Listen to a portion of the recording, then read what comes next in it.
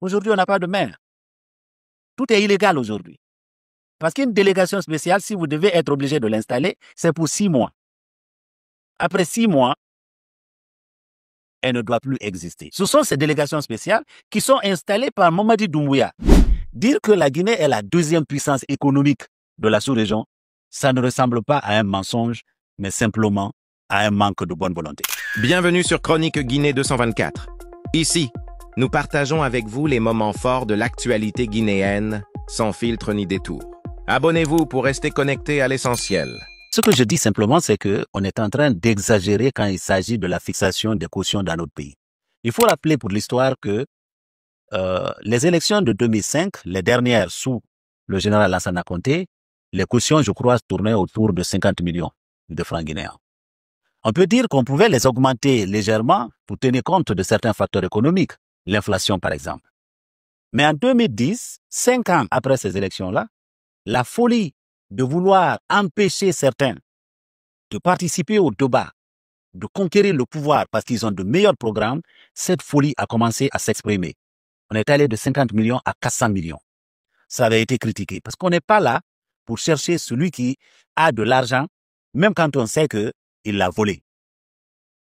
Même quand on sait qu'il l'a volé. Parce que quand quelqu'un vole de l'argent pour payer la caution et se retrouver à la tête d'un pays, il volera le trésor public.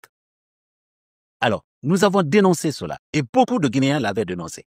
Au lieu de le corriger, n'est-ce pas, en 2015, on a doublé les 400 millions pour demander 800 millions. Et cette fois, on va à 900 millions. Nous ne sommes pas dans une compétition d'hommes d'affaires ou de gens qui font exhibition de leur richesse. Nous sommes dans la compétition de visionnaires, n'est-ce pas, d'hommes qui veulent apporter un changement à ce pays, qui ont des programmes. On n'a pas à chercher, n'est-ce pas, par ces genres d'astuces à leur parer, n'est-ce pas, la route. Même dans la sous-région, cette réalité guinéenne ne se justifie pas. Sachant d'ailleurs que de tous les pays de la sous-région, c'est la Guinée sur le plan économique qui tire le diable par la queue. Même si certaines statistiques semblent nous désigner comme la deuxième puissance économique de la sous-région.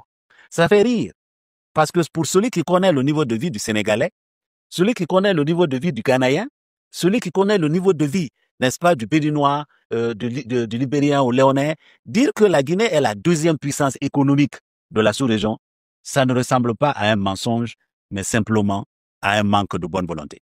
Alors, dans la sous-région, nous sommes en élection en Côte d'Ivoire. Quelle était la caution? C'est 50 millions de francs CFA. Convertissez 50 millions de francs CFA en francs guinéens, c'est autour de 700 millions de francs guinéens. Le Sénégal a eu des élections il n'y a pas longtemps. La caution était à 30 milliards, disons 30 millions de francs CFA. Convertissez les 30 millions de francs CFA au Sénégal en francs guinéens, c'est moins de 500 millions de francs guinéens. Au Cameroun, on est en élection. Là-bas aussi, n'est-ce pas, la caution était à 30 millions de francs CFA. Encore moins de 500 millions de francs guinéens. Qu'est-ce qui justifie que en Guinée, on impose des cautions de 900 millions? Voilà la question que nous nous posons.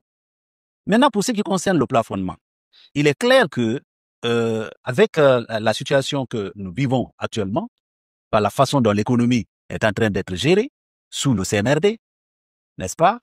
Si vous devez aujourd'hui faire appel au service de 60 000 personnes pour assurer la sécurité, n'est-ce pas, du vote dans chaque bureau de vote, comme vous le savez, il y a 23 662 bureaux de vote.